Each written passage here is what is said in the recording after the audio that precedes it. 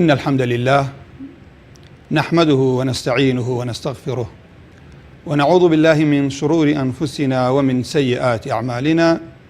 من يهده الله فلا مضل له ومن يضلل فلا هادي له، وأشهد أن لا إله إلا الله وحده لا شريك له، وأشهد أن محمدا عبده ورسوله. أما بعد، فإن أصدق الكتاب كتاب الله، وخير الهدي هدي محمد صلى الله عليه وسلم، وشر الأمور محدثاتها، وكل محدثة بدعة، وكل بدعة ضلالة، وكل ضلالة في النار. اللهم أرنا الحق حقا وارزقنا اتباعه، وأرنا الباطل باطلا وارزقنا اجتنابه. اللهم إنا نعوذ بك أن نشرك بك شيئا نعلمه ونستغفرك لما لا نعلمه. اللهم بك أقول، اللهم بك أستعين، اللهم آمين. بنراني بريزم برايانم خوشكانم لهركوهن، السلام عليكم ورحمة الله وبركاته.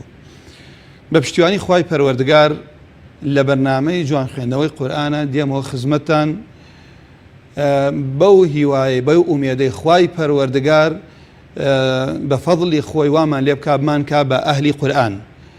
ئەم بەرنامە بە پشتیوانی خوای پەروەردگار خوای گەورە یارمەتیدەری هەموو لایەک بێت، جگە لە ڕۆژانی جمعە خوای گەورە تەمەن بدات ئەم ڕەمەزانە لە خزمەتانە ئەبین بۆ ئەوەی کە بە تایبەتی سورەتی الفاتحة الحمد لله رب العالمين کە کەمترین واجبێک لەسەر هەموو مسلمانێک کورد بێت، عەرەب بێت، فارس بێت، سەر بە هەر زبان و هەر وڵاتێک بێت، واجبە پێویستە سورەتی فاتحای لەبەر بێت، و سورەتی فاتحاش کوردکردنەوەی هەموو قورئانە.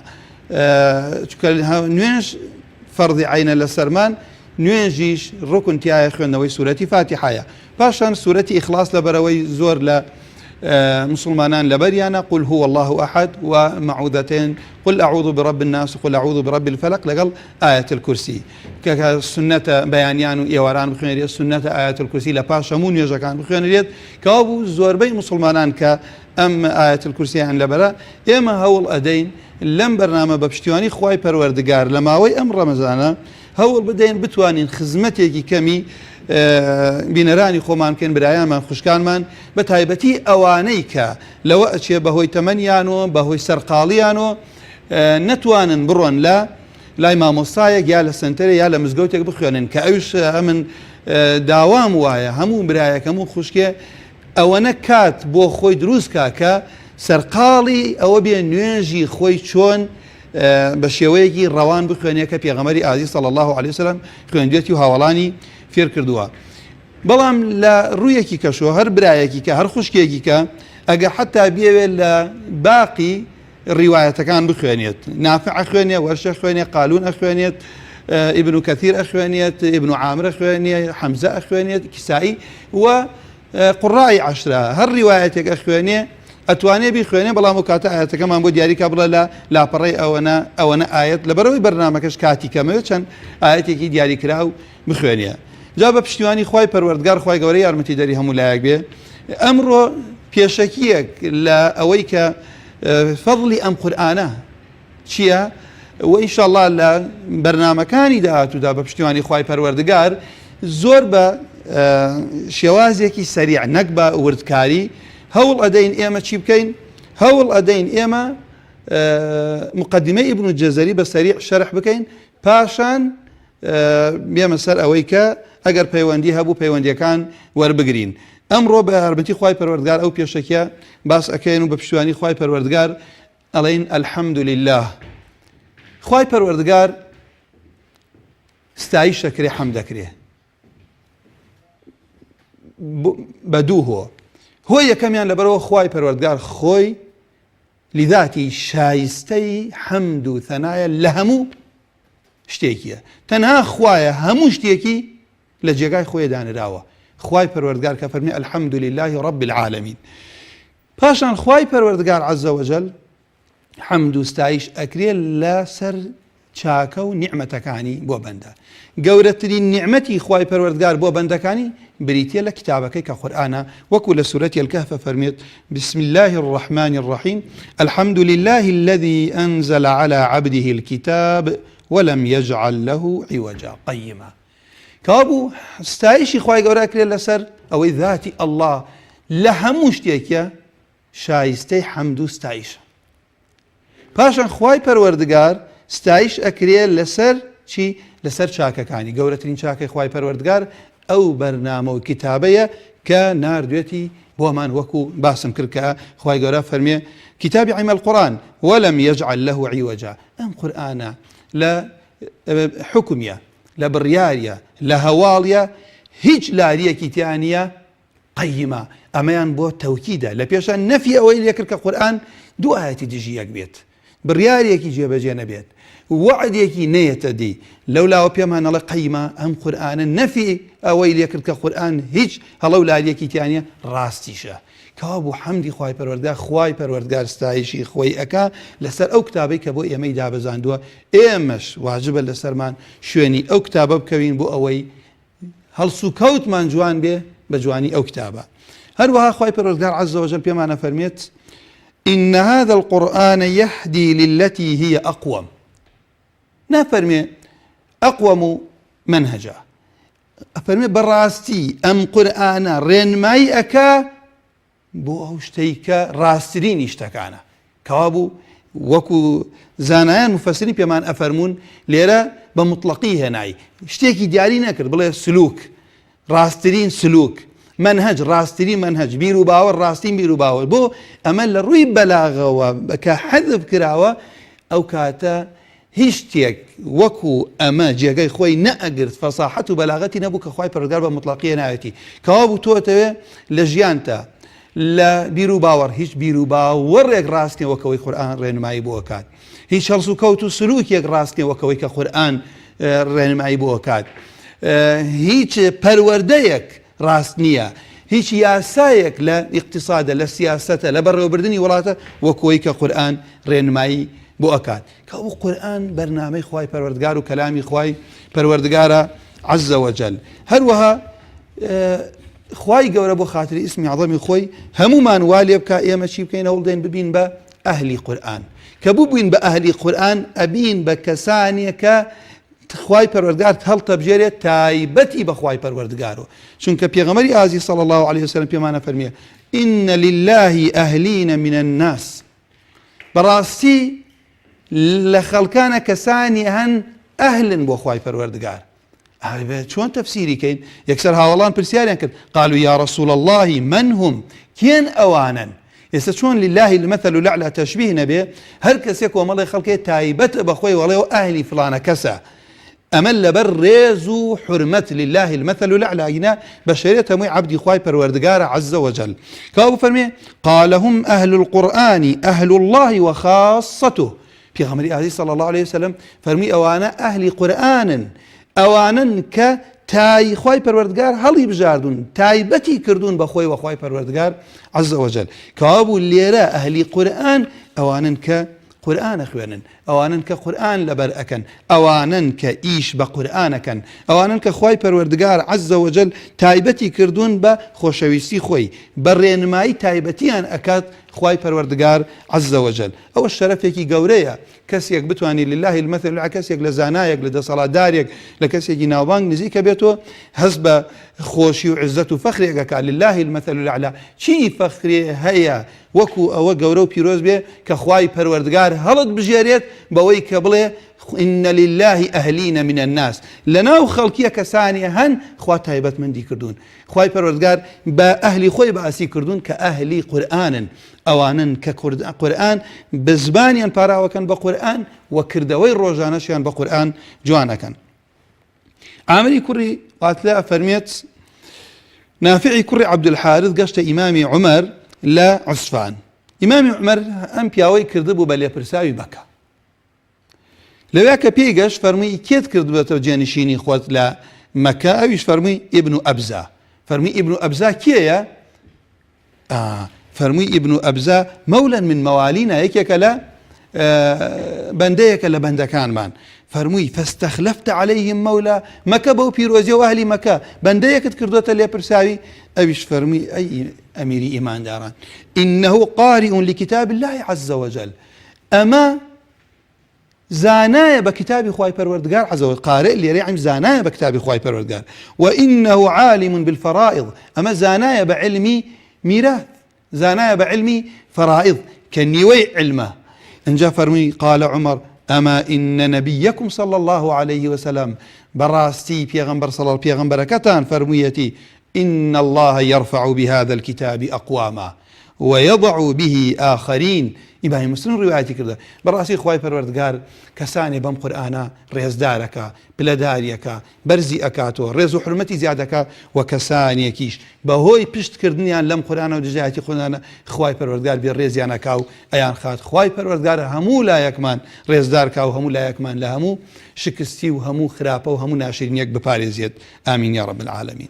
بلا برزا كان بخشك كان بينران هر يك لئيما پێویستمان بەوە هەیە کە بۆ قیامەتی خۆمان سەدەقاتی خۆمان زیادکەین، چاکەی خۆمان زەخیرەی خۆمان زیادکەین. بەڵام جاری وا هەیە ئینسان وەکو بڵێم لە ڕووی دنیاوە دەست ناشێت، پارەیەکی وات نییە کە لای خوای پەروەردگاریش قیاس تەنها تەقوایە ئین ئەکرەمەکم عند الله ئەتقاکم. بەڕێزتریدا لای خوای گەورە ئەوانن کە زیاد لە خوای گەورە ئەترسن. بەڵام ئینسان کە نەیشت بوو لە ڕێگای قورئان خوێندنەوە پێغەمبەری ئازیز صلی الله عليه وسلم ڕێنماییمانەکا و پێمان ئەفەرمێت من قرأ حرفا من كتاب الله پیتێک بی الحمد تەماشاکەن هەمزەی تایە لامی تایە حائی تایە میمی تایە دالی تایە الحمد یەک پیت لام ها میم دال پێنج لێرە 50 صدقات کردووە کە تەنها ئەڵێ الحمد.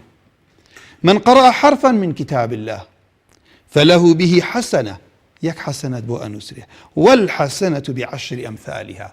هر چاکەیەکیش یەک بەدەیە لای خوای پەروەردگار. کەوا بوو بە ئێمە لە ڕێگای قورئانەوە میزانی خۆمان چاکەی خۆمان حەسەناتی خۆمان بۆ ڕۆژی قیامەت قورسکەین زیادیکەین، چونکە ئەو ڕۆژە نە ماڵ نە منداڵ نە مڵک نە کورسی نە پارە ناگاتە فریای کەسە ئیلا کردەوەی چاکی ئینسان نەبێ. اینجا پێغەمبەری ئازیزمان صلی الله عليه وسلم فەرمێ لا أقول ألف لام ميم حرف، من ناڵێم ألف لام ميم حرفێکە ولكن ألف حرف ولام حرف وميم حرف.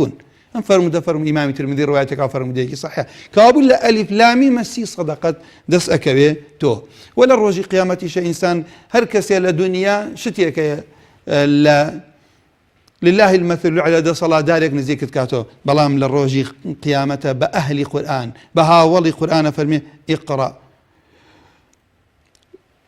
وارتقي ورتل بخينا برز برو قرآن بخوێنە كما كنت ترتل في الدنيا. شون لدنيات قرآن تلاوة كردووە خوای گەورە بە ئەهلی قورئانمان بژمێرێت کەوا بوو بێت لە دنیا قورئانت خوێند بێت لە دنیا هەڵدەی قورئان لە بەرکەی فإن منزلك عند آخر آية تقرأها. ئەی مەکان و شوێنی تۆ لە بەهەشتە چەند ئاەتت قورئانت زیاتر لەبەر بێ و زیاترت خوێند بێت مەکانەت و منزلەتی تۆ بەرزترە بێ. خوای گەورە هەموو لایەکمان لە قیامەتە مەکانەت و مەنزیلەتمان بەرز کاتەوە. بەڵام من ئەوەی کە گرنگە لە دەرسی یەکەممان بەرنامەی یەکەممان کە من بیڵێم ئەوەیە کە برایانی بەڕێزم خوشکانم ئەوانەی کە سەرقاڵی قورئان خوێندنن مامۆسای قورئانن دەرز ئەڵێنەوە با بزانین ئەهلی قورئان تەنها بە ڕاستکردنەوەی پیتەکان نابێت. ئەم خاڵە ئەبێ هەمومان ئاگامان لێ بێت. ئەمە من ئەبێ زۆر گرنگی بدەین. ئێستا لە مانگی ڕەمەزانین ئێمە ڕەمەزان تەنها بەوەی کە ئینسان خۆی بگرێتەوە لە خواردن و خواردنەوە حکمەتی ڕەمەزانی نەپێکاوە. خوای پەروەردگار پێویستی بەوە نی ئێمە برسیمان لێ یاتینیمان بێت. ڕەمەزان بۆتانە فێری تەقوامان کە تەقواش کلیلی تێگەشتنە لە کەلامی خوای پەروەردگار و لە قورئانی پیرۆزمان. بۆیە لێرە ئەڵێم پیغمبر عزیز صلی الله عليه وسلم أفرميه يؤتى بالقرآن يوم القيامة وأهله الذين كانوا يعملونه به في الدنيا. قرآن هنا أهل قرآن بلام كيا لبلو كسي يقنية تفسيري قرآن براسي بو ناتو إنسان بروا مسابقة في بكا بو ناتو إنسان بروا دن خوشي لقرآن درب بري قرآن بو هاتو مقصد لقرآن بو هاتو كإنسان عملي بيبكا ئیشی پێ بکە لە خوێندنەوەکە ئەژر پاداشت دەسەکەوێ ئەمە بوو سەلەف کە خوای پەروەردگار پێی گەیاندن کە ئیشیان پێکردن خوای پەروەردگار عزەتیشی بۆ گەڕاندنەوە لەبەرەوەی شوێنی بەرنامەکەی خوای پەروەردگار کەوتبوون بە عەمەلی. بۆیە لە ئەهلی سەلەف فەرمون نەزەل القورئان ليعمل به فاتخذوا تلاوته عملا. قورئان بۆ دابەزی عەمەلی پێ بکەی. لله المثل الأعلى. ئایا هیچ کەسێک کە بڕیارێک دەرچێ، هیچ دەسەڵاتدارێک لله المثل الأعلى، هیچ مامۆستایەک، هیچ لێپرسایەک بڕیارەکەی تەنها بۆ خوێندنەوە بێ و پشتگوێ بخرێت، ئەمە ئینسانێکی سادە قبوڵ یەکات لله المثل الأعلى. کەوا بوو قورئان کە خوای پەروەردگار ئەمر و نەهی تایە داوامان لێ کە ئەم ئیشە ئەنجام دەن و دەست لەو ئیشە هەڵگرن، بۆ ئەوە دابەزیەوە ئێمە ئیشی پێ بکەین. بۆیە جوانیان فەرمووە عولەمای سەلەف ئەفەرمون كان أهل القرآن هم العالمون به. ئەهلی قورئان من ئێستا هەموو تەمەنم سەرف بکەم، کات سەرف بکەم، بە 2 سەعات سەرقاڵیەوە بم بزانم وەڵام من دەنگی خۆم چۆن خۆش بکەم، بەڵام لە بیرم بچێ ئیشی پێ بکەم، خۆم ئامادە بکەم بۆ مسابقەیە لە بیرم بچێ ئیشی پێ بکەم. ئەمە خەتەرێکی زۆر گەورەیە. بزانم سەلەف چیان بە ئێمە فەرمووە. فەرموویانە ئەو پێغەمبەری عەزیز صلی الله عليه وسلم کە بەڕوونیە فەرموویە ئەهلی قورئان ئەوانن کە الذين كانوا يعملون به في الدنيا، لدنيا ئەوانن کە لە دنیا ئیشیان پێ کردووە. کەوا بوو ئەمە چکە بۆ قورئان لەگەڵ ڕێز و حرمەتم بۆ هەموو قوتابیەکی قورئان، هەموو مامۆستایەکی قورئان، ئەمە وتم یەک پیتی 10 ئەجری هەیە. باشترین شتێکە خوای گەورە تۆی پێ مەشغوڵ کردووە سەرقاڵی لەگەڵ قورئانە، بەڵام لە قورئانە بێ لێشی تێ بگەی ئیشیشی پێ بکەی. تەنها وا نەبێ سەرقاڵی خوێندنەوە و ڕاستکردنەوەی پیتەکان بووی، ئەمە پیرۆزە، بەڵام ناتەواوە بەبێ ئەوەی کە کامڵی کەی بە باقیەکانی. بۆیە لێرە تەماشاکە فەرموون ئەهل القورئان هم العالمون به. ئەو کەسانن کە عالمن بە قورئان، چونکە قورئان ئەگەر بیخوێنی و لێی تێنەگەی هەجری تێگەشتنت کردووە. ئێستا کەسانی هەن پشتیان لە قورئان کردووە قورئان ناخوێنن، ئەمە هەجری پێوتێ، تەرکی قورئانیان کردووە. هیوایە ئەیخوێنێ لێی تێناگات، لەو کاتێک کە ئەیخوێنێ ئاەتەکە داوای کۆمەڵە ئەمری خوای پەروەردگارە یا کۆمەڵە نەی کردووە، کۆمەڵە شتی لێ قەدەغەکردین لەوەچێ تیامان نابێت، بەڵام کاتێ لێی تێنەگەنەوە هەجری ئەوەشمان کردووە. کۆمەڵە لێی تێگا بەڵام ئیشی پێ ناکە، عەمەلی پێ ناکە، ئەوە هەجرە. کۆمەڵە لەوشێ بۆ خۆی ئیشی پێ بکە، بەڵام وازی لە کۆمەلگاکە هێناوە. ئەو کۆمەلگات شوێنی چی ئەکەون، بەرنامەیان چییە، هەڵسوکەوتیان چۆنە، کەسابەتیان چییە، سیاسەتیان چییە، نایەبی پێوێ بە قورئان و لەوەی کە موافق بە قورئانە دەستیان بگرێ و یارمەتی دەریان بێ لەوەشی کە پێشەوانەیە ڕاستیان کاتۆ و نەهیان لێ بکە. کەوا بوو جاری وای ئینسان لە خۆیە کە قورئان بەسەی خوێنێت و خۆی لێی تێئەگات یا بەس خۆی عەمەلی پێکە، واز لەوە ئەهێنێ کە بیگەێنێتە غەیرە خۆی وتەواصەو بالحەقی. ئەمەشە بەشێکی تر لە هەجرە و هەجرێکیش وەکو ئیبن قەیمە فەرمیێ کەسانی وایە قورئان ئەتوانی کە نەخۆشیەک تەیە سوورەتی فاتحە خوێنیتە سەر گڵاسی ئاوە ئەی خوێنی داوای شیفا لە خوای پەروەردگارەکەی. و هەجری حکمی شەیە کە زۆر گەورەیە، کەسانی هەن هەوڵ نادەن ئەم قورئانە حکمکەن یا دەسەڵاتیانەیە حکمی پێ ناکەن. خوای گەورە پەنامامدا. کەوا بوو یەکەم العالمون به والعاملون بما فيه. ئەهلی قورئان ئەوانن عەمەل ئەکەن بەوەی کە لە قورئانە هەیە وإن لم يحفظوه عن ظهر قلب. أما أم قصة بينراني برز براو خشكانم بآوي آلتون بنوسريتو وكو باسمان كل لله المثل الأعلى باشا إيما كاتيك نامي كسيك دبوا بي خواني تو ئیشی پێ نەکەی یا لێی تێنەکەی، باوکت بێت، دایکت بێت، مامۆستایەکت بێت، دەسەڵاتدارێک بێت، لێت قبوڵ ناکات. ئەو ئیشێکی لەوچێت لەو کاتە کە تۆ خوێندە و لێی تێنەگەشتی لەلاوە کاتی ئیشەکە ڕۆشت بێ و بەسەر چوو بێ، زەرەرێکی گەورە ڕووی دابێ. لله المثل الأعلى تەمەنی ئێمەش کورتە. خوای گەورەم قورئانەی ناردووە فەرمانمان پێکا بە کۆمەڵێ شتی جوان ڕێگەمان دەگرێت و قەدەغەمانەکە لە کۆمەڵە شتی ناشرین. تەمەنمان ئەڕوا ئەگەر غافڵ بین دوایی بەرپرسیارین. جا لەبەرەوە ئەبێ بزانین زانایانە فەرمون ئەوانەی کە زانان بە قورئان وەکردەوەی پێکەن ئەگەر قورئانیشیان لەبەر نەبێت ئەوانە ئەهلی قورئانن. وأما من حفظه ولم يفهم ولم يعمل بما فيه. ئەو کەسێک تێ هەر قورئان لەبەرەکات حفظیەکات تێناگالی و ئیشی پێ ناکات خوا پەنامامدا فليس من أهله وإن أقام حروفه إقامة السهم.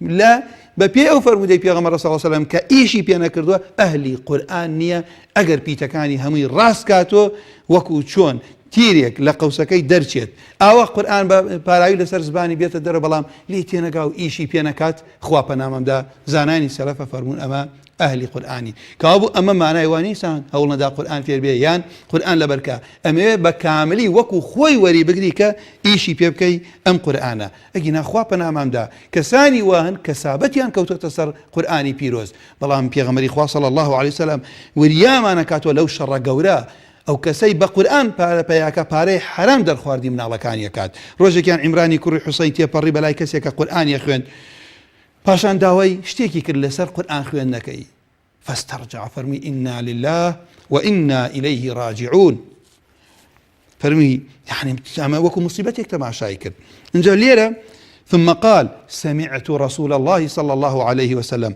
پاشان فەرمی گوێم لێ بوو پێغەمبەری خۆشەوی صلى الله عليه وسلم فەرمووی من قرأ القرآن فليسأل الله به کاتێک هەر کەس قورئانە خوێنێ بەو قورئانە داوا لە خوا بکە تۆ هەر چاکەیەکەکەی منەت مەکە لەسەر خەڵکە هەر دەرزێک ئەڵێی تۆ لەلای ئەو کەسە منەت مەکە لەسەریوە هەر چاکەیەکەکەی بەڵام بەو چاکە بڵێ خوای پەروەردگار داوت لێکەم ئەمەد لێ وەرگرت بم خوای پەروەردگار بەم قورئانەی کە خوێندم کەلامی تۆی لێتە پاڕێ بۆ خوای شیفای نەخۆشمان بدەی خوای ڕزقی حەڵالمان دەی خوای میلەتمان لە ئێش و ئازار و ناڕەحەتی بپارێت کەوابوو بە قورئانەکە داوا لە خوا بکە بەڵام فەرمی ڕسوول الله صلی الله عليه وسلم فإنه سيجيء أقوام يقرؤون القرآن يسألون به الناس خوا پەنامام دەڵێ کەسانێک دێن لە ئومەتم قورئان ئەخوێنن بەو قورئانە داوا لە خەڵکی ئەکەن عیم بە قورئان پارە پەیا ئەکەن وەکو باسم کرد قورئان ئەگەر لەبەرکردن بێ بەخوا خەڵکی وایە لەگەر ڕێز و حورمەتم بۆ هەموو بینەرێ خوا هەموو پارێزێ خەڵکی وایە دوو ڕۆ قورئان لەبەرکات خەڵکی وایە بۆ بەحث و نابێت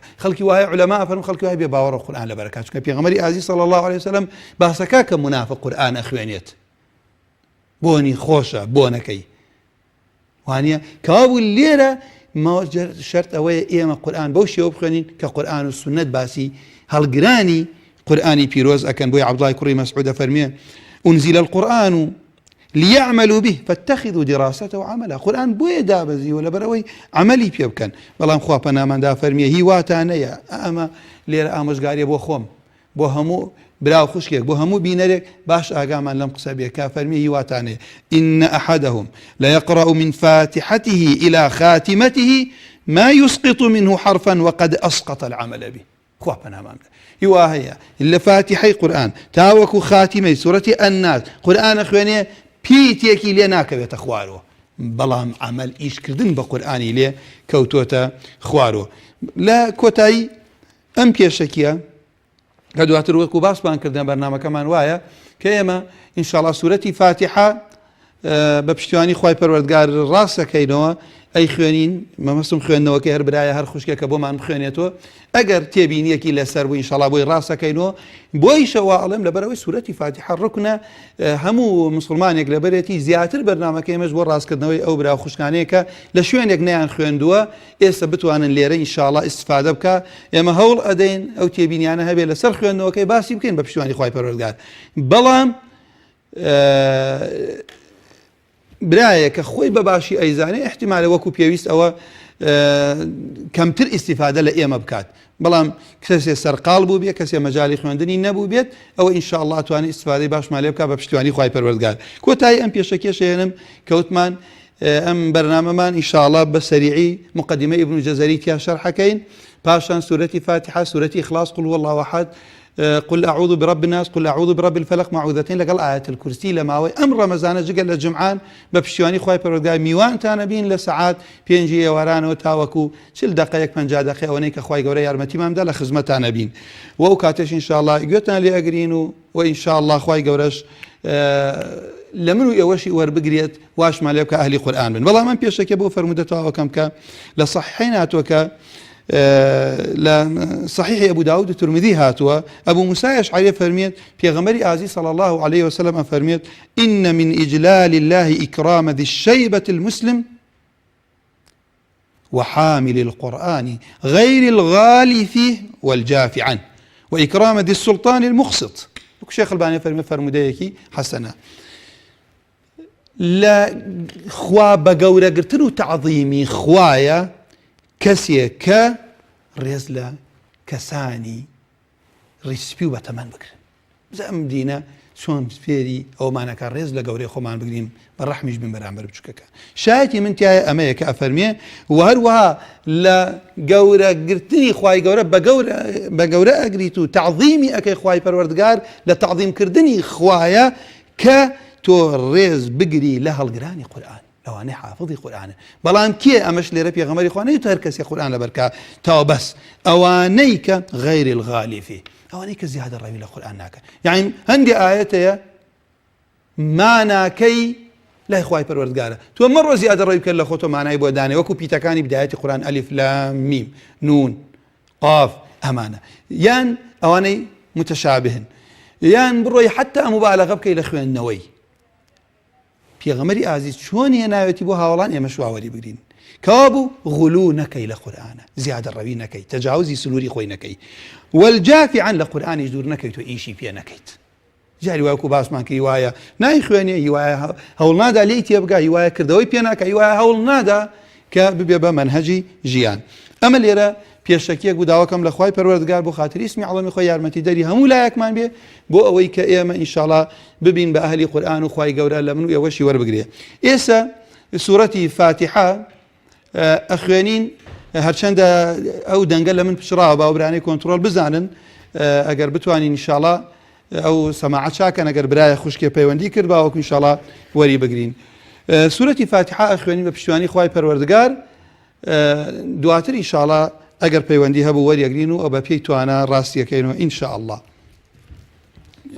مامۆستاگیان ئەو سەماعە نییە، ئیش ناکات. دە ئینشاءڵڵا تاوەکو ئەگەر ئەتوان چاکە من ئینشاءڵڵا سوورەتی فاتحەکە بە پشتیوانی خوای پەروەردگار ئەخوێنین. أعوذ بالله من الشيطان الرجيم. بسم الله الرحمن الرحيم. الحمد لله رب العالمين الرحمن الرحيم مالك يوم الدين إياك نعبد وإياك نستعين اهدنا الصراط المستقيم صراط الذين أنعمت عليهم غير المغضوب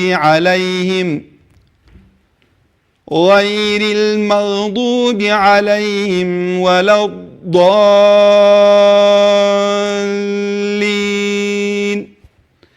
ئالێرە نەموت ئامین، طبعا لەبەرەوەی ئامین لە نوێژە ئەوترێ. برا بە ڕێزەکانم خوشکەکانم بینەرانی بەڕێز، من لێرەوە لە ئەعوذوە دەست پێ ئەەکەم. هەمزەمان لە قورئانە نییە قەڵە بێ بڵێم ئەعوذ وریابین، مەڵێم ئا لێرەوە دەرەچێت، دوورترین پیتە لە لێوە ئەعوذ، نەڵێم ئەعوود نەیکەم بە دال، ئەعوود نەیشڵێم ئەعوذ نەیکەم بە زا، نەیشڵێم ئەعوذ.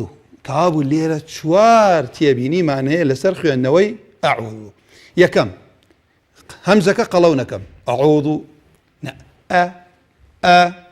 ئەعوذ، نەیشڵێم ئەعوود بۆنی دالی لێ نەیە، ئەعوود ذو ئەعوذ، نەیشڵێم ئەعوذ. با ئینشاءڵڵا ئەمە بە هێواشێر کاتێک بە ڕوونی پیت ئینشاءڵڵا ڕوونیەکەینەوە. پەیوەندەکەش بە بفەرمێت. باوکی ستایش، فەرموو برا بەڕێزەکەم باوکی ستایش. السلام عليكم. وعليكم السلام ورحمة الله وبركاته. ئەیان خی گەورە دەستخۆشی خی گەورە پاداش بداتەوە، خی گەورە ئینشاءڵڵا بەتیڵێ بۆ خزمەتکردنی و دینە پیرۆزەی خۆی. آمین یا رب العالمین. خی گەورە لە هەموو لایەکمان وەریگرت بێ یا ربی. دەتوانین پەیوەندی بکەین؟ ئەم لە خزمەتە پەیوەندیت کردو سوورەتی فاتحە خوێنی وانە؟ بەڵێوە. فەرموو مامۆستاگیان. أعوذ بالله من الشيطان الرجيم. بسم الله الرحمن الرحيم. الحمد لله رب العالمين الرحمن الرحيم مالك يوم الدين ئەمەم بۆ دووبارە و کەرە باوکی ستایش مالك يوم الدين جارێکی کەش مالك يوم الدين ئەنجا گوێ لە برای خۆتکە ناڵێ مالیکیە ئەو یاءە وریابە مەیکە بەشەدا جای کەرۆ مالیکی ئەوە کەلیمەکە تەواو بوو مالیکی یەومی الدین دەی برای بەڕێزم بەڵێ فەرموو بخوێن مالك يوم الدين کەواب ئەو تێبینێ لە لای خۆت بنووسە ئەو یائی یەوم شەدەنیە هەڵەیشی مالیکی یەومی الدین هەڵەکەمان چییە تێبینێکە ئەڵێم مالیکیە یائی کەسرەی ژێر کافەکە ئەەکەی بە یائی یەوم ئەەکەی بە شەدە ئەوە بۆ خۆت لای تێبینی بکەی ئینشاءڵڵا ڕاستی کەرەوە فەرموو براکەم ماسای بەڕێز من خۆمەوە بە شارەزام لەوە بەڵام لێنەکەەوە پیشانی دادە لە دەنگەکەیە کە بەنگە گۆزەر گونجاو دەی باوکی ستایش بەڵێ هەر جەناب تو هەر برای هەر خوشکە پەیوەندی کرد من لێرە چۆن ئەیبیسم ئەبێ ئەوە ڕاستکەمەوە لەوە ئەچێت مۆبایلەکە دەوری هەبێ لەوە ئەچێت دەنگەکە باش نەگاتە من بەڵام داوا لێبوردنتان لێکەم ئەگەر ئێوە بەڕاستی بخوێنەوە بەڵام من لێرە کە چۆن ئەیبیسم بینەرێک چۆن ئەیبیسێ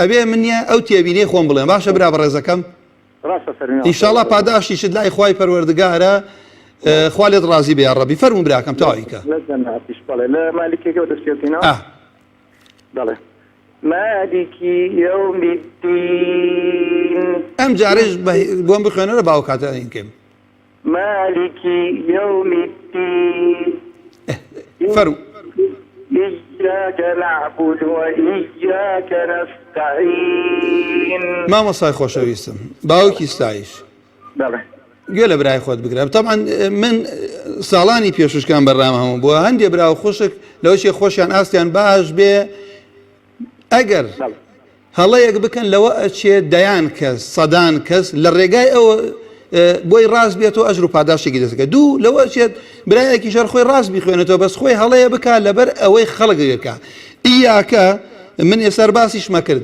ئەو ئیاکە بەم سێ شێوە ئەیخوێنمە دوو شێوەی هەڵەیە من بکەوتم ئیاکە نەعبود و ئیاکە نەستەعین تەماشا کەوتم ئیاکە بۆ لەبەرەوەی یا ڕخاوەیە ئەڵێم ئیاکە شەدەکەشی ناڵێم ئیاکە درێژی ناکەمە لەبەرەوەی مەد ئیدغام ناکری حرفی مەد و نایش لێم قەتعیشی ناکەم بڵێم ئیاکە تەوەکەل عەلە الله ئەخی بەردەوام بە براکەم إياك نعبد وإياك نستعين تێبینەکەی برای خۆت تێگەشتی وتم یاکە نییە نەختی ڕەخاوەی کە بڵێ ئیاکە إياك بارك الله دەستت خۆش بێ ولا خوش إن شاء الله اهدنا الصراط المستقيم صراط الذين أنعمت عليهم غير المغضوب عليهم ولا الضالين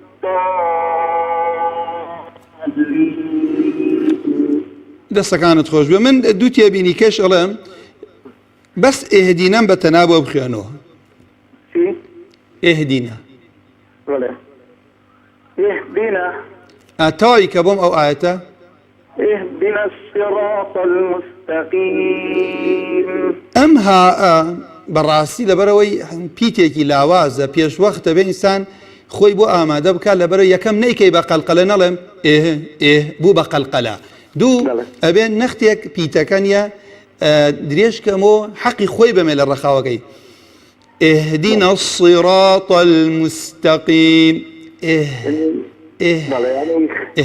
ئەوە ئەخیرەکەش وەلە الضالین طبعا وەکو خۆت وتت کە باش بیزانێکینا دواتر من ئەڕۆمە سەری کۆمەڵێک لە جایەوەی بڵێن سادی سیڕاتەکەن بە سید بەڵام وەلە الضالین ئەو دادە وەلە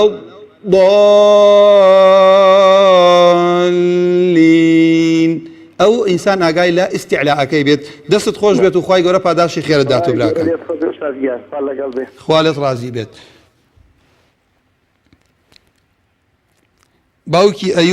باوکی ئەیوب بێ لە گەرمیانەوە بێت. السلام عليكم. وعليكم السلام ورحمة الله وبركاته. والله أنا وأنا معي هذا بدل خود دي كذا خاطري هم قرآن هم أجر فاداش لي وشو هم يجودتنو شلون يوتنوي خلنوي مشام إن شاء الله على إخوي جوري لما نوجري بفادات ما بنسى إن شاء الله. آمين يا رب العالمين. فرموا باوكي. شو أنا بخير النساء. فرموا عصيان. أعوذ بالله من الشيطان الرجيم. بسم الله الرحمن الرحيم.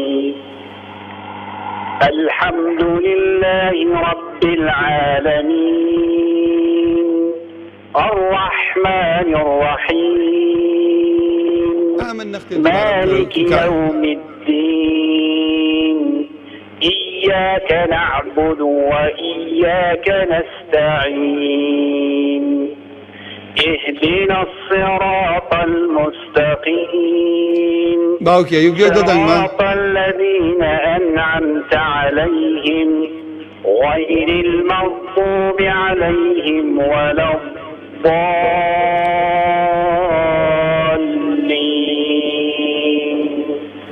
باوكي أيوب دەستت خۆش بێ دیارە قورئانت خوێندووە لای کەسێک وایە؟ والله الحمد لله الحمد لله خوای گەورە پادە. بەڵام یەکشت ئەڵێم الرحمن الرحیم بۆ دووبارە بکەرۆ لەگەڵ کەلیمە اهدنا الصراط. بس الحمد لله رب العالمين الرحمن الرحيم اهدنا الصراط المستقيم. دەستەکانت خۆش بێ. ئەو نونی یەکەم جار تێبینیەکی بەسیتمە بوو جوان خوێندت دەخوای گەورە پاداشت داتۆ. ئەوەی یەکەمیان ئینسان ئاگای لە خۆی بێ لە الرحمن هەمزەکە قەڵەو نەکا بەهۆی ڕائەکەوە وانە هەمزەکە سوکە ڕائەکەمان استعلاء تەفخیم یەکەین بەهۆی فتحەکەوە الرحمن الرحیم نونی الرحمن ئەو نونەش ئینسان هەوڵدا مبالغە نەکا بیداتە لوتی. کەلیمەی سیرات پێم وایە ئەگەر بێت و ئیشباعی کەسرەی سیرات بکەین نەڵێ سیرا وانە اهدنا الصراط المستقيم. بۆم بخوێنەوە لە جارێک. اهدنا الصراط المستقيم. دەستەکانت خۆش بێ. من زۆر کەڕت بینیمە کەسرەی سادەکە کە وەکو پێویست حەقی نەدریا اختلاسەکرێت. دەست خۆش بێ خوای گەورە پاداشت داتۆ ئومێدیشم وایەکو خۆت وتت ئینسان پێغەمبەری ئازیزە فەرمی صلی الله عليه وسلم خەیڕوکم من تعلم القورآن. ئەمە بەشی قوتابیەتیە وعلمه ئەوەشە بەشی ئەوە تا کە چۆن خۆی وەرێگرێ بیگەێنێ خۆ پاداشتی تەلەفۆنەکەشت داتۆ برای بەڕێزم خوا لێت ڕازی بێ ڕەبی. مامۆستاگیان ئەگەر پەیوەندیمانیە بە بڕۆمە سەر. بەڵێ من کەوابوو ئێستا بڕێدۆ سەر وتمان ئەعوذ کەوابوو برا بەڕێزەکانم خوشکەکانم وریابی نەڵێن ئەعوذ بالله ئەعوذ ئەو واوی ئەعوذ نەکەین بە ضەممە نەیکەین بە ضەممە کەوابوو ئەڵێم أعوذ بالله من الشيطان الرجيم. لێرەش نەڵێم من الشيء نەیدەم بەلوتم من الشيء تەنها نون و میم جزئێکیان لە لوتۆ دەرەچێت ئەمینە یا لە لوتۆ دەرناچێت. یەکێ لەو هەڵانە تێبینی بکەن برایە بۆ خۆی بتەوێ فێریبی ئاوا لوتی خۆی بڵێ من الشيء کاتێ وتم من الشيء ئەو بزان هەڵەیە من الشيطان الرجيم طا قەڵەوە ئەو پیتە ناڵێم من الشيتا نەیکەم بە تا من الشيطان الرجيم. دێمە سەر بسم الله نەڵێم بسم الله ئەو کەسرە بخوێنمەوە بی نەڵێم بس نەیکەم بە قەلقەلا وریابە بس کەوا بوو هەڵەکە چیە گەڵ بڵێم تەماشاکەم دەمە ناڵێم بسم الله کەسرەکەم نەخوێندەوە اختیلاسم کرد بسم الله الرحمن تەماشاکەن ناڵێم ياري بيناكم بسم الله الرحمن الرحيم الرح أو حاء رخاوي دمي راك خلوة نيشي كان بلامشي بسم الله أما دورا رائكي شددارة رائكي ساكن لرائكي مفتوح نيكم كان رائك بسم الله الرحمن الرحيم أو ميمي أخير نلم الرحيم زيادين كم نشليم جامع يلا براتان بقدر تجاري واهيا كجو أجري كسي برنامجيت بوكا على شيء الرحيم ميما كان آخرينيتو أبي أو ميما آقام لعبت لبروي بيتكاني توسطا لين عمره أو كاتالم بسم الله الرحمن الرحيم بسم الله الرحمن الرحيم تاو نايش كان بقلقلة الرحيم أوعى دي مثال كاغ محمد للراني كاغ محمد قام فرمو السلام عليكم. وعليكم السلام ورحمة الله وبركاته. السلام عليكم وصيا. وعليكم السلام ورحمة الله وبركاته. مستشفى أو برنامج لك ما وصيا فايجر قادش خير ذاته. خواي جورا پاداشی ئێوەش داتۆ بەرنامەی هەمووتانە. خالد رازی ماسیان دەتوانم بخوێنم. پێکۆ ڕۆینە خزمەتی سورەتی فاتحە فەرموو. أعوذ بالله من الشيطان الرجيم. بسم الله الرحمن الرحيم. الحمد لله رب العالمين.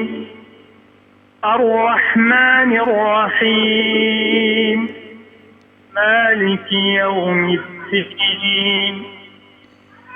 إياك نعبد وإياك نستعين.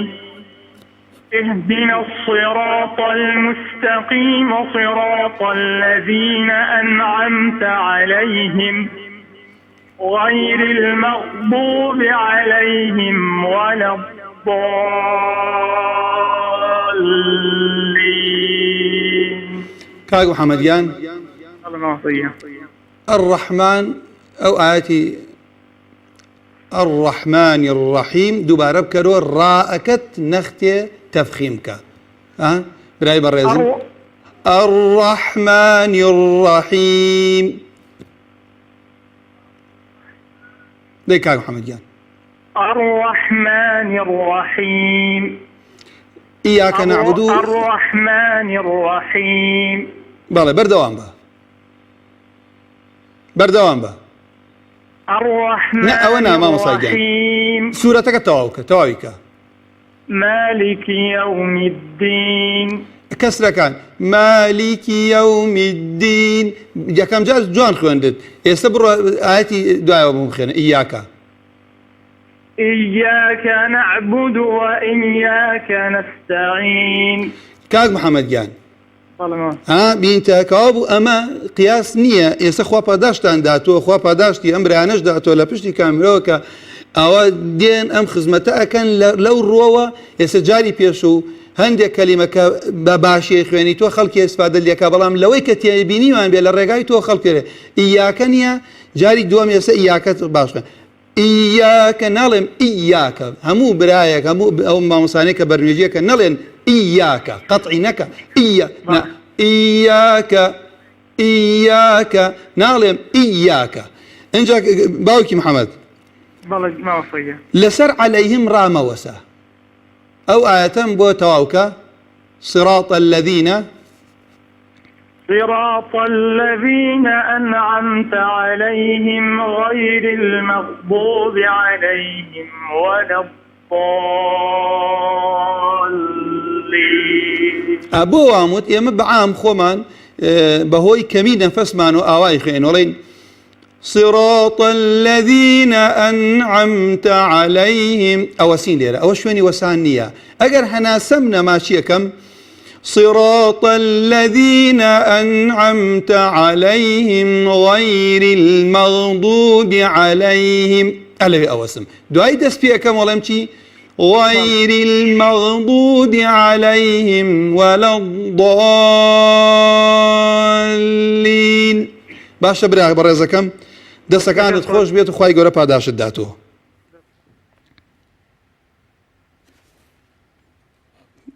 كاك دوستي لشهر باجر باب فرمي كاك دوستي باشي ما مصابرس الحمد لله خوالد راضي بيت خوش بياخو فرمو كاك دوستي كان بسم الله الرحمن الرحيم الحمد لله رب العالمين الرحمن الرحيم كاك دوستي كان مالك يوم الدين إياك نعبد وإياك نستعين اهدنا الصراط المستقيم صراط الذين أنعمت عليهم غير المغضوب عليهم ولا الضالين. كاك دوستي كان بله تمانية سنة سيانزة صار سيانزة سال بله من دەستخۆشی دێکم بۆ پەیوەندیەکەت خی گەورە پاداشت داتۆ کە خۆت مەشغوڵ کردووە بە قورئان و دائما پیاوچاکان دوعایان کردووە کاتی خۆی تیانە اللهم أشغلني بما خلقتني له ولا تشغلني بما خلقته لي ئەی خوای پەروەردگار سەرقاڵ و مەشغەڵەتم بکە بەوەوە کە بۆ منت لە پێناو خەڵقرە کە عیبادەتە بەڵام سەرقاڵ و مەشغوڵم مەکە بەوەوە کە بۆ من دروستت کردو جا جەنابیشت دەستەکانت خۆش بێ بەڵام دیار بوو کاتی بەرنامان بەرەو تەواو نەچێت تۆ دەرست نەخوێندووە یا تازە دەست پێکەی وایە ئەم سورەتی فاتحە ئەگەر یەک جاریشە بێگەر برانی کۆن تۆ پێم وڵێ کاتمان مابێ یەک جاریش پێکۆ با پێکۆ بیخوێنین دەی یەک جار لەگەڵ برای خۆتە بیخوێنەوە پەلەمەکە باشە ئەمەشم بۆ جەنابتە لەگەڵ ئەو کەسانەی کەش کە وەکو تۆ ئینشاڵڵا ئێستا برایەک لە ماڵەوە خوشکێ لە ماڵەوە کەسێک لە دوکانێکە دانیشتووە با گوێ بگرێت چونکە هەموو ڕۆژێ فاتحە خوێنین لەم ڕێگاوە ئینشاڵڵا تێبینیەکانمان یان ئەو شتانەی کە وەکو پێویست نەمانتوانیە دەرکیکەین هەستی پێ بکەین با دواتر تەمرینی لەسەر بکەین جاگەر بۆی بخێستە شاشە با بۆی بخوێنمەوە ئینشاڵڵا کاک دۆستی گیان ئاوە بسم الله الرحمن الرحيم بسم الله الرحمن الرحيم كوابو تو يكش التمرين لسرك لا يخوض بزا تماشا كلام شي هاي الله كا بسم الله أو كلمة بسم الله الرحمن الرحيم ده أمجارش بسم الله الرحمن الرحيم عيد سكت خوش بيت الحمد لله رب العالمين الحمد لله رب العالمين كسري جير رب نختي دريجي كارو بلي رب العالمين رب العالمين الرحمن الرحيم الرحمن الرحيم ما شاء الله زور بسريع وجوان وري أقري مالك يوم الدين مالك يوم الدين أم كسرانا بوتو بو هر برا خوشكي إيسا جوي لدنگما نلم مالك يوم الدين أو كسرانا با حقي بدين لجير لامك لجير كافك لجير ميمك أو تاني سهمك إشارتي بيك مالك يوم الدين أم جالش مالك يوم الدين بلي يوم الدين يومي يوم الدين إنجا أو دواتر تبريني لسربك إنجا نلين إياك أما زور دوبارم كردو أمرولم چي إياك نعبد وإياك نستعين إياك نعبد وإياك نستعين دەستەکانت خۆش بێ بەڵام کەلیمەی ئیاکە جوان خوێن بەڵام نعبود من ئاگام لێ هەندێ با مەساڵێکی نعبود ئەو ضەمە حەقی نادا یان هەڵەیە بڵێ نعبود بیکەی بە واو کەوا بڵێن چی إياك نعبد وإياك نستعين أمجارش إياك نعبد وإياك نستعين بلي نستعين نستعين اهدنا الصراط المستقيم اهدنا الصراط المستقيم دەستەکەت خۆش بێ دوای ئەم ئاەتەش باش گوێ بگرە ئەگەر توانی لە حوسەری گوێ بگری دڵت خۆش بێ کە تۆ سەرقاڵی قورئان خوێندنی مەڵێ ئێهدینا بۆ هەموو مامۆستا برایانم خوشکانم کە ئەم قەلقەلە نەکەین یاری پێ نەکەین نەڵێم ئێهدینا اهدنا الصراط المستقيم اهدنا الصراط المستقيم تاءك بوني تاء ليد بيس مالت تا اهدنا الصراط المستقيم مستقيم صراط الذين أنعمت عليهم غير المغضوب عليهم صراط الذين أنعمت عليهم غير المغضوب عليهم ولا الضالين هاي سكانت خوش بلام نختي لمن سريع تربلتها بلا الذين صراط الذين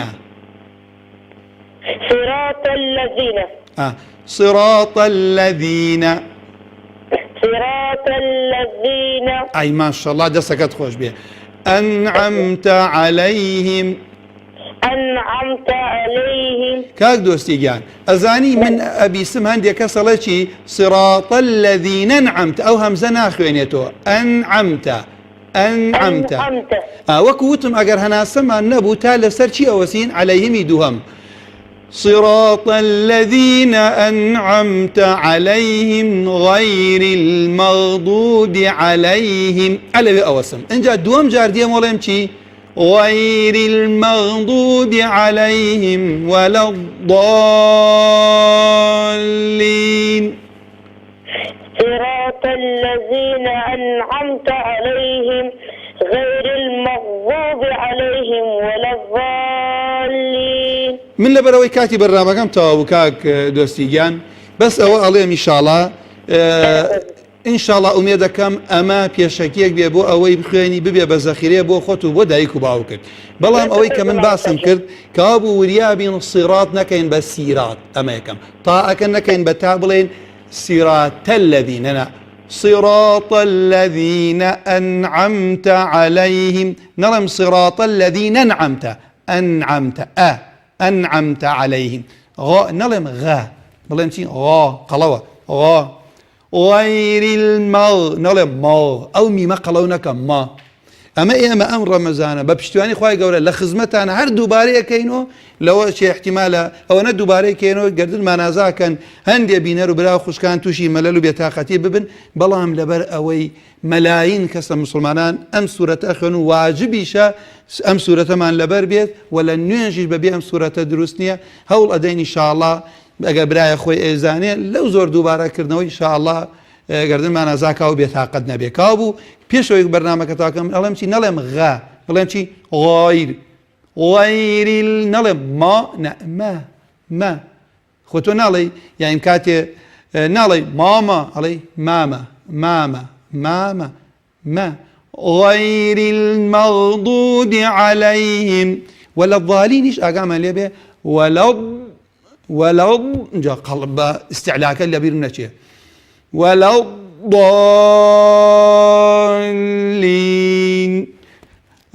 كاتي برنامج كمان توابو داكم لخوي پروردگار بو خاطري اسمي اعظمي خوي لمنو همو بينرانو او براني كمان دو ابن لقل مانا لبشتي كاميروا او كساني پيونديان كردوا خواي گور اخلاص وصواب من بکا بە قسمت خوا لێمان وەربگرێ خوای گەورە بۆ خاتری اسمی عەظەمی خۆی و ئەم ڕەمەزانەش بکاتە مایەی لێخۆشبوونمان مایەی حەلکردنی کێشەکانمان خوای گەورە بۆ خاتری عەظەمەتی خۆی لە مردووی هەموو لایەکشمان خۆش بێت خوای گەورە بە ئەهلی قورئان بمانژمێرێت بۆ خاتری اسمی عەظەمی خۆی أقول قولي هذا واستغفر الله لي ولكم سبحانك اللهم وبحمدك أشهد أن لا إله إلا أنت أستغفرك وأتوب إليك والسلام عليكم ورحمة الله وبركاته.